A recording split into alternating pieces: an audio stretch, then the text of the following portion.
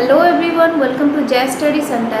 Thank you so much viewers for our channels को subscribe करी अछंती एवं our videos गुडी को likes करू अछंती. Today we are going to discuss about the plus 2 second year arts political science first chapter, that is democracy. I know already we had discussed about the summary of this chapter and half portion of it completed, but half portion is remained. So we will discuss today that half portions here, that is democratic process in India. In our previous video we had discussed about the democratic process in democracy, meaning of the democracy, types of the democracy, definitions of the democracy, merits, demerits, with that the basic features of the democracy. We had already discussed about that, but today we are going to discuss about what is the democratic process is going through in India. आज हमें plus 2 second year arts political science first chapter टी पढ़ापी जाऊँ.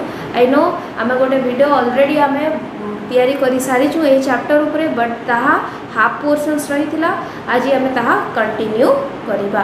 तो आज जो chapter T आम continue करूछु से आम भारत रे गणतांत्रिक प्रक्रिया केभली भाव में चालू अच्छी ताहा जानिबा सहित एही प्रक्रिया रे के प्रकार रे बाधा बा प्रतिबंधक गुड़िक आसुअछि से विषय में जानिबा. समस्ते ऑलरेडी स्क्रीन रे देखु अछंती challenges to democratic process in India. केते प्रकार challenges रही. 5 types of challenges are there. So here it is given there is 5 kinds of challenges in the path of the democratic process in India. 5 प्रकार challenges बा प्रतिबंधक आमे माने विशेष कर देखिबा पे पाउछु हमर डेमोक्रेटिक प्रोसेस बा गणतांत्रिक प्रक्रिया रे भारत रे. तो से गुडी कहला कोन इनइक्वालिटी बा असमानता, इलिटरेसी बा अशिक्षितता, रीजनलिज्म बा आंचलिकतावाद, तापरे नक्सलाइट प्रॉब्लम बा आम कहूँ नक्सलवादी समस्या, तापरे आमर नेक्स्ट रही gender inequality. I know inequality topic रे ही जेंडर इनइक्वालिटी गोटे इनक्लूड होगा कथा, बट आम देश भारत रे एई टॉपिक टी एते बहुल परिमाण रे डेमोक्रेसी बा गणतंत्र को एमिति प्रभाव पकाउछि जहाँ द्वारा कि विभिन्न स्टेप रे विभिन्न स्तर रे देशर यह प्रभावित होछि. तेणु करी यह को विभिन्न प्रकार रे डिस्कस करबा निहाती जरूरी. तो आसंत आम देखा ए प्रत्येक टॉपिक टी कौन आ केमिति प्रकार रे रही. तो आम देखा the first problem is that inequality. There is 2 kinds of inequality, and what is that inequality? असमानता को कहले कौन कह आमर राजनीतिक स्तर रे असमानता नहीं, किंतु केतेक लोक असमानता क्रिएट करूछंती से ताहाको सेते भ्रूक्षेप करा जाउ नहीं. बट सोशल क्षेत्र रे इकोनॉमिक क्षेत्र रे असमानता रही जो असमानता की पूर्ण करबा पई हमको बहुत समय लागलानी, जहाँ द्वारा कि आमे संपूर्ण रूप रे फोकस करि पारुना हो हमर गणतंत्र को सुचारू रूप रे तुलैबा पाई. फॉर एग्जांपल आम देखा ये सोशल इनइक्वालिटी कथा कहुच्छी. सोशल इनइक्वालिटी रे आम देखु भारत गोटे धर्म बहुल देश, भाषा बहुल देश, जाति बहुल देश अटे. प्रत्येक धर्मर निज निज चिंताधारा रही, प्रत्येक जातिर निज निज समाज रही. तो से जेतेबेले आम देखु कि ये धर्म, ये जाति, यही भाषा को आम समस्ते परिपूरक कर गोटे नेशंस क्रिएट करने चेष्टा करूँ बहुत गुड़िया प्रतिबंधक आसी थाए. आम मध्य ही आम हिंदू रिलीजियंस रे 4टी कास्ट रे डिवाइडेशन से हो, पुणी से 4टी कास्ट अन्य सब कास्ट रे डिवाइडेशन से ही जाउछंती. ता सहित आम इकोनॉमिकली देखिबा हमर इकोनॉमिकली हमर भारतर इनइक्वालिटी देखिबा कि अकॉर्डिंग टू 2011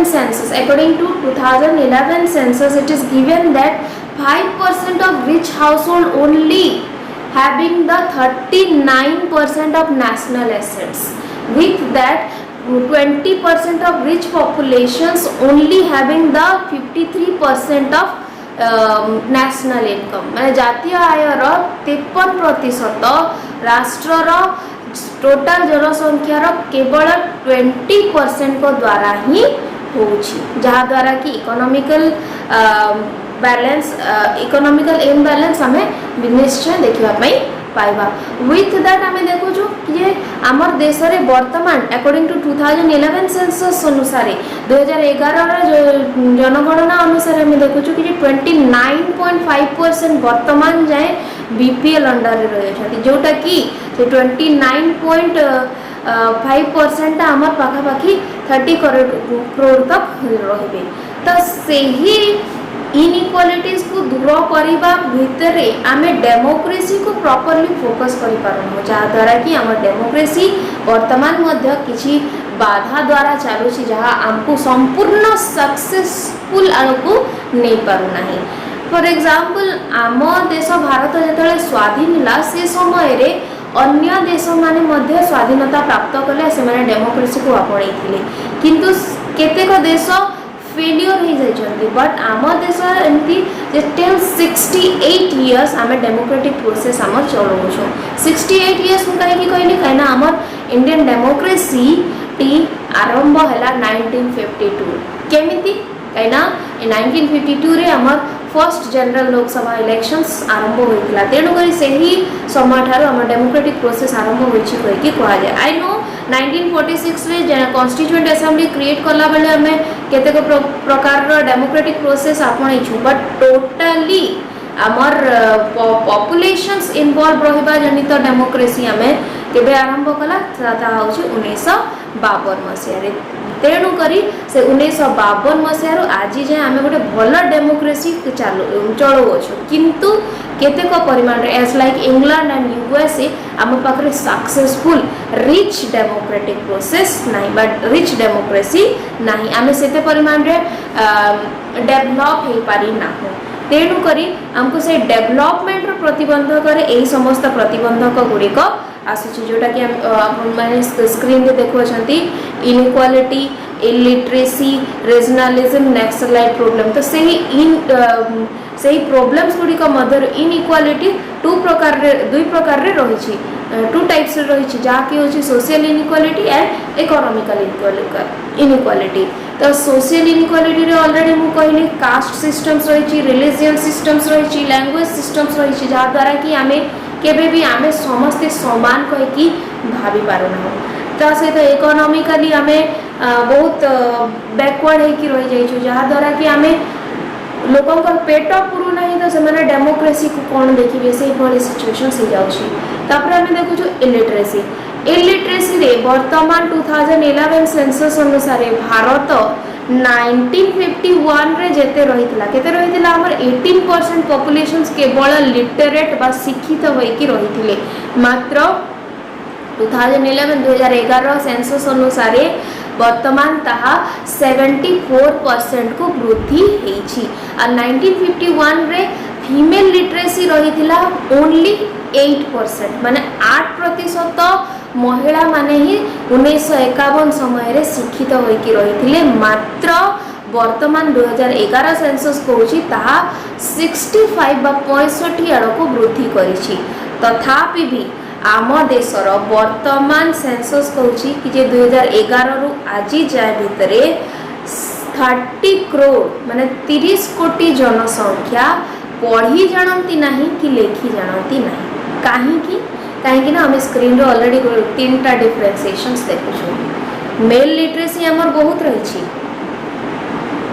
मेल लिटरेसी बहुत रही, ताकू धीरे धीरे मेकअप करा जाउछि फीमेल लिटरेसी द्वारा। बट टिल नाउ आमर ट्रांसजेंडर्स लिटरेसी को सेते परिमाण रे आमे इम्पोर्टेंस दउ ना हो, कहीं आमर पॉपुलेशन जदि गणा जाउछि आमे कोन ट्रांसजेंडर्स मान को गणु ना हो आमर पॉपुलेशंस रे।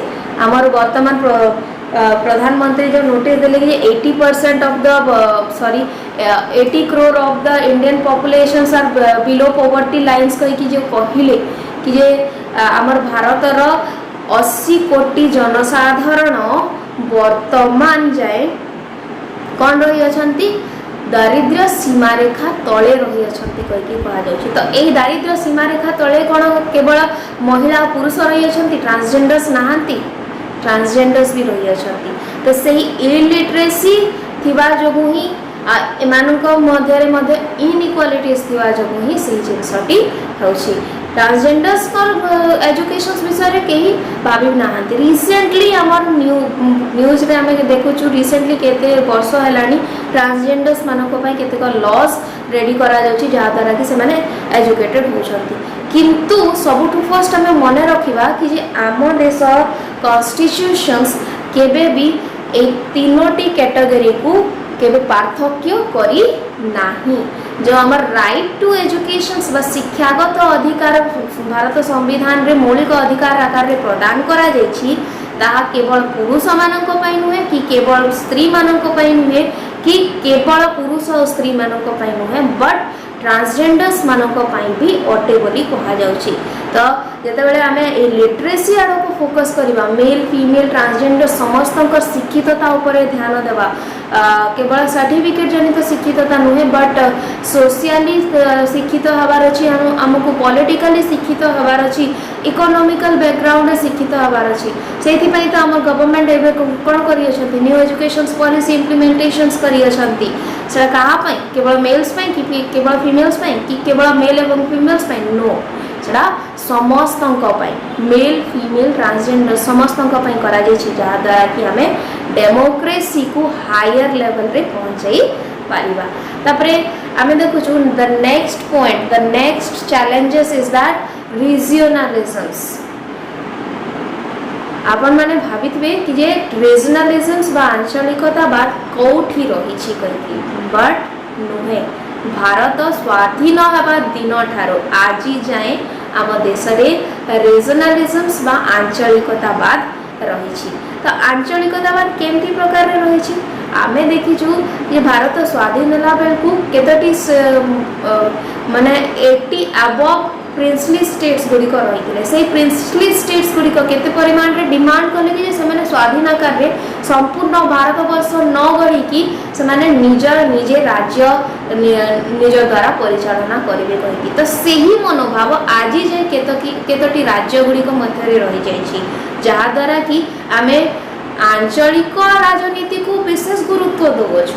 आमर एमएलए किए रही अछंती आम ओडिशा रे सीएम कौन करूछंती से विषय पर आमे न्यूज रु बेसी फोकस करि थाउ बट आमर टोटल देशर उन्नति पई प्रधानमंत्री एवं तांकर कैबिनेट क्यों भली नीति अनुसरण करूछंती से ऊपर टोटल फोकस हमर बेसी हुए नाही।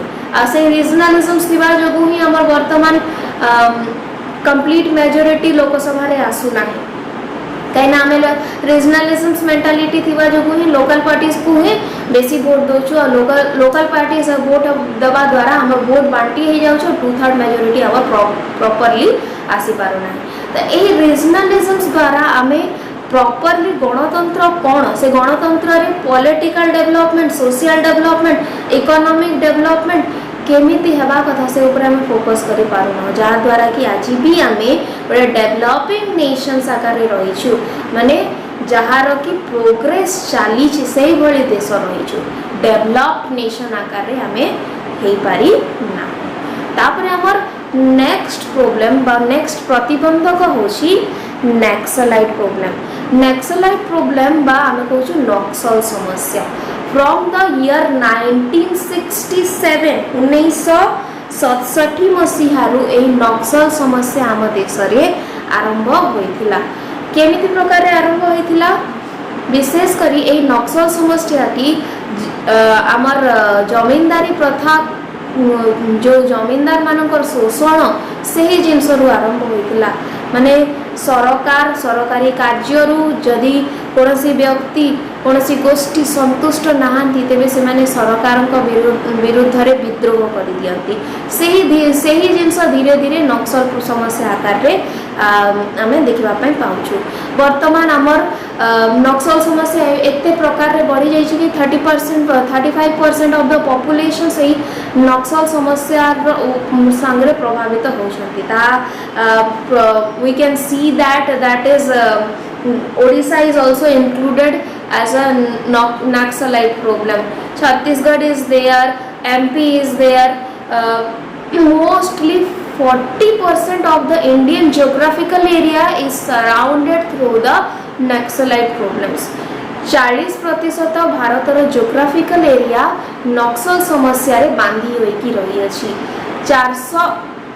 12,000 पुलिस स्टेशन वर्तमान संपूर्ण भारतर 400 पुलिस स्टेशन से मोस्टली नक्सल समस्या रही केसेस गुड़िक आम एफआईआर करवा जिनस देखुचु बहुत लोक मरी अच्छा से भितर बहुत पुलिस पर्सनल्स गुड़िक मृत्यु देखापी मिलूँ इवेन ता सांग को आमर साधारण जनता मध्य बहुत प्रकार रे एही नक्सल समस्या पे प्रभावित होई थांती तो एही नक्सल समस्याटी आमे तो प्रॉपर्ली देश को तीनोटी क्षेत्र में उन्नति करने पे डेमोक्रेसी आरंभ करथिला किंतु वर्तमान रो एही नक्सल समस्या जोगु ताहा अधा परिमाण रे रही जाउ अछि तापर हमें देखिबा हमर नेक्स्ट चैलेंज नेक्स्ट होची हमर जेंडर इनइक्वालिटी केतोटी जेंडर कथा कहा जाईछि मु ऑलरेडी कहिछि तीनोटी जेंडर कथा आमे सब बेले भूली जीवा नहीं कि जे transgenders also a human being तो से जेंडर इनइक्वालिटी हमर विशेष परिमाण रे तीनोटी क्षेत्र रे रहिछि जा होछि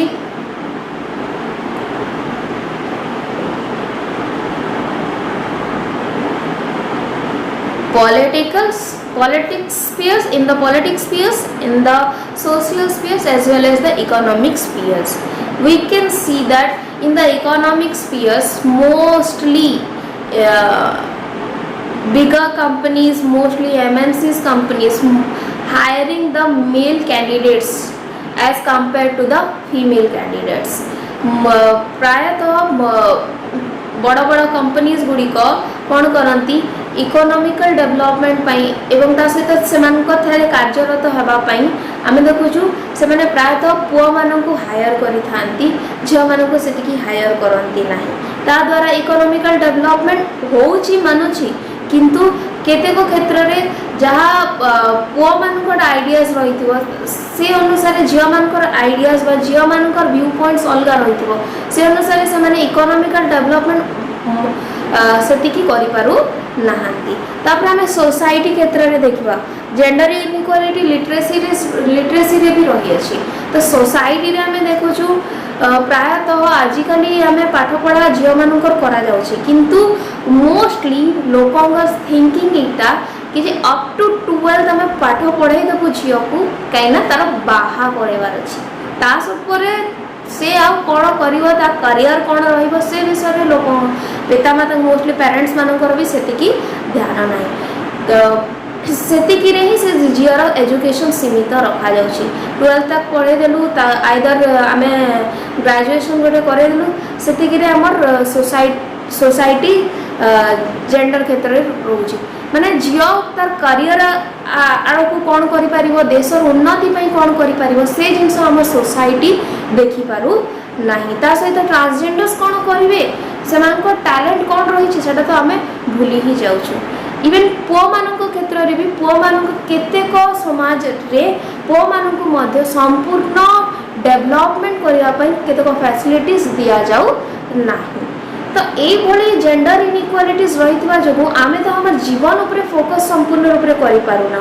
तो डेमोक्रेसी केमती भल से चलो केमती कर से जिनस वर्तमान आम देश में देखापी मिलूँ आमर नेक्स्ट हूँ gender inequality political sphere in the political spheres we can see that there is many kinds of gender inequalities for example we are having till now one woman president, only one woman prime ministers and only one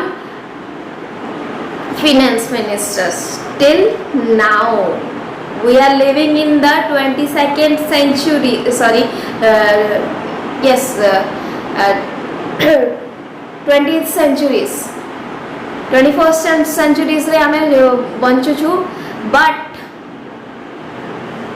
but till now आमे politics क्षेत्र में आमर सेतिकी development ही नाही आमे गोटे केवल प्रधानमंत्री महिला आकार रे पाई पारिछु वर्तमान जाए गोटे ही राष्ट्रपति महिला पाइछु एवं वर्तमान आमे पाइछु गोटे ही अर्थमंत्री महिला ताहा ता द्वारा कौन हो केवल पुरुष माने जे देश को भल भाव चलेबे ता नुह कि केवल स्त्री माने जे देश को भल भाव चलेबे ता नुह मात्र समस्त आइडियाज व्यू पॉइंट्स नवा द्वारा देशर आहुरी उन्नति हो पारिबा किंतु से जिनस को भ्रूक्षेप करा जाऊ नाही इवन हम सोसाइटी भी जदि कौन महिला डेवलप करने चेष्टा करे पॉलिटिक्स आड़ को जाए कि अबा सेमती पॉलिटिकल स्पीयर से निजर योगदान करे सेतिकी परिमाण तांको